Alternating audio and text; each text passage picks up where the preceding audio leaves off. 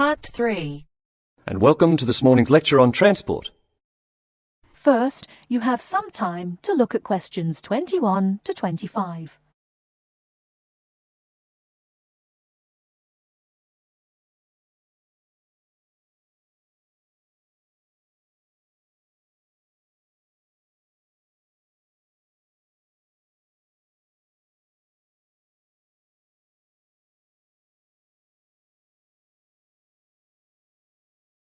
Now, listen carefully and answer questions 21 to 25. Good morning, and welcome to this morning's lecture on transport. What I'll be doing today is comparing forms of transport in different countries to see how forms of transport are affected by factors such as geographical landscape and economic development. My focus will be on countries in South America, Europe and Asia.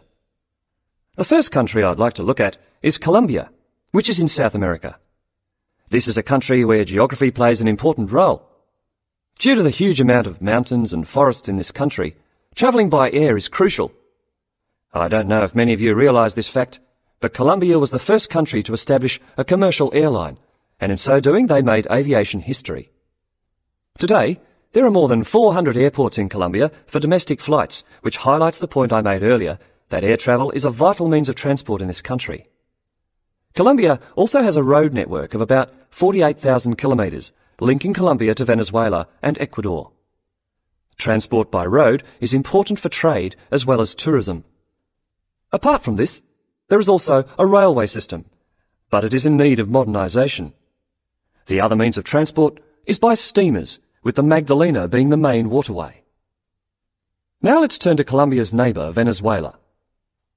Once again, we see that internal flights are an important means of transport, as like Colombia, Venezuela has remote areas where flying is the easiest means of travelling from A to B.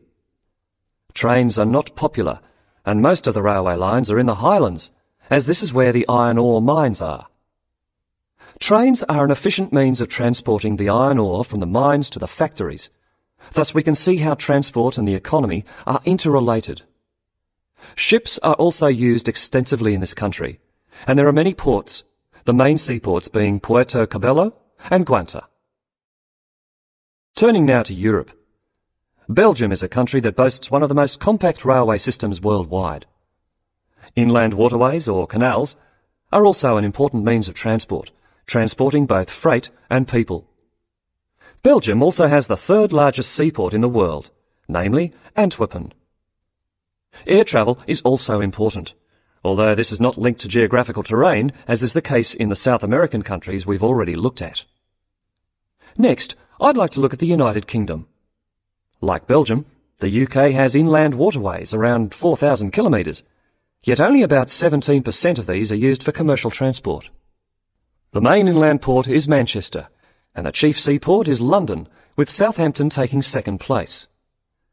Air travel is extensive in this country, and there are around 150 airports, the most famous being Heathrow. However, about 90% of passengers in the UK travel by road.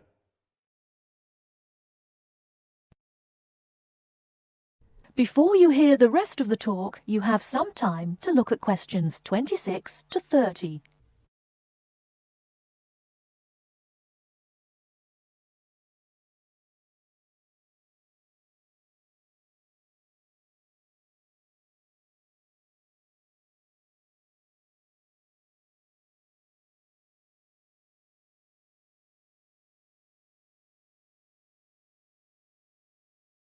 Now listen and answer questions 26 to 30.